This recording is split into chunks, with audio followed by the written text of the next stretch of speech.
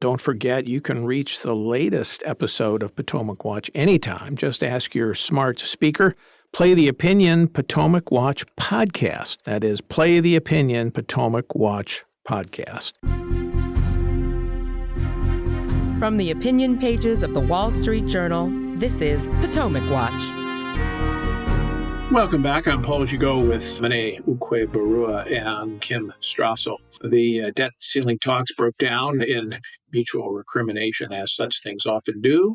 Over the weekend, then, after a phone call between Kevin McCarthy and Joe Biden, they now have resumed with a couple of chief negotiators from both sides. Kim, you were reporting this all weekend. What did you find out where things stand? So here's the problem, and here's why things broke down, is that there is a fundamental disagreement over the number one issue that Republicans are demanding, which is some form of spending cut. Now, the GOP had put forward a proposal that cut trillions over the next 10 years.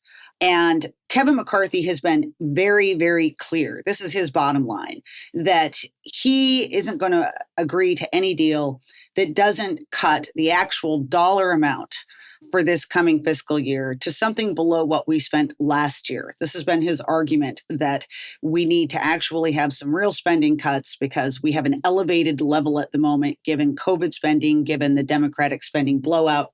Now, those numbers were, we spent $757 billion on domestic discretionary funding and $858 billion in military spending. The White House is trying to play accounting games, okay? So there's a variety of things that they're doing. One is that they're arguing over what those baseline numbers are. They're trying to suggest they're actually higher than they actually were, and then rolling then in over a trajectory over 10 years and using all of that to suggest that they're actually giving more spending cuts than they are. They've also been arguing, well, you need to take into account inflation.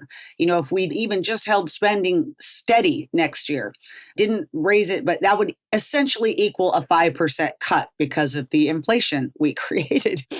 You've had Biden out there saying, we already cut spending as near as I can figure. That seems to be a reference to the Inflation Reduction Act of last year, except for that did not cut spending. It raised revenues, some of which went for deficit reduction, but none of that was an actual cut to spending levels. So this has been the frustration of the Republican team, which is that the White House and Democrats seem to be doing anything they can possibly do to not have to touch one dime from the inflated spending levels that they have baked in under the guise of pandemic emergency. And they're resorting to these gimmicks and et cetera. And McCarthy is holding firm that he's not going back to the House without a deal that cuts those two numbers I just cited. And of course, there's a fight over whether or not to include defense in a restraint on spending. Domestic discretionary entitlements, of course, off the table here. So Social Security and Medicaid not being touched here, except for Medicaid spending for some work requirements to receive Medicaid that the Republicans want. But other than that, not the spending trajectory. Mene,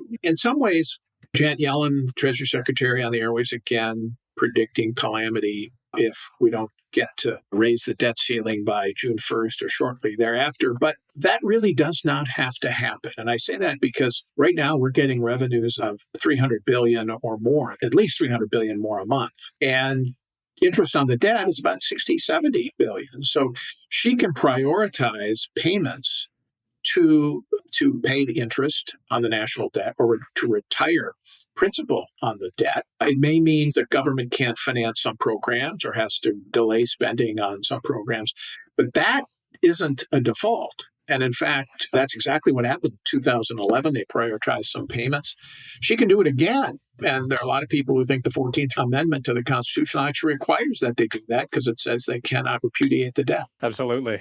I think from Janet Yellen's perspective, she's trying to do two things when she predicts calamity in the event of reaching June 1st or mid-June without debt ceiling increase. The first thing she's trying to do is a prudent warning about getting too close to that marker and the difficult choices that government would face if we got to that position. So as Treasury Secretary who's in charge of paying for a variety of different programs that the executive branch participates in, it makes sense for her to say we really should not even be coming close to this deadline. We don't have a specific plan in place for exactly how we would have to curb spending in certain areas to make sure that the debt is being surfaced, and it's in the best interest of the country to avoid that position. So I think that's very prudent of her to do. As the person who's in charge of making those choices, she knows that the best outcome is to avoid having to do that. I think the second thing that she's trying to do is a little bit more political.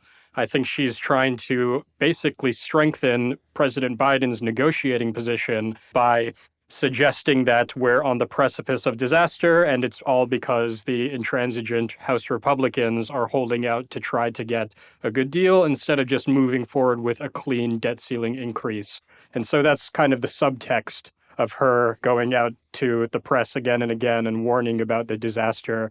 She's trying to put the pressure on to get a deal as soon as possible. But the bottom line really is exactly as you mentioned, that she has the ability and the responsibility to make those prioritizing decisions and make sure that revenue is first being dedicated to servicing the debt because the Constitution does require it. So there is no authority to simply begin to borrow again to pay off those debts without congressional authorization to do so.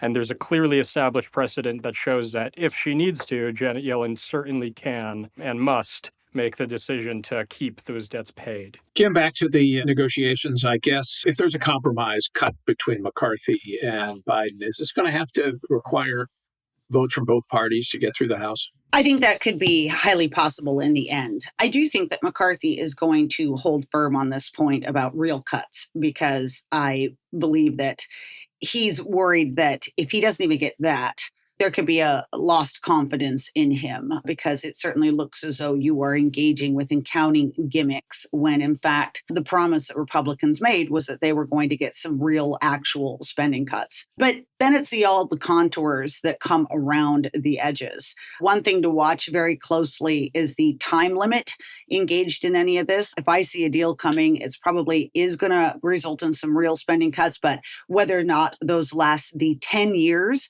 that the Republicans had envisioned in that bill that they passed, or whether they last 2 or 3 or 4, that is something to watch. Now, by the way, if you talk to Republicans, they say if the history of the last sequester is that the most force and the point at which both sides feel most compelled to actually have to abide by those limits is in the first couple of years anyway. We certainly saw those caps get broke after the Ryan White House deal as they got into the out years.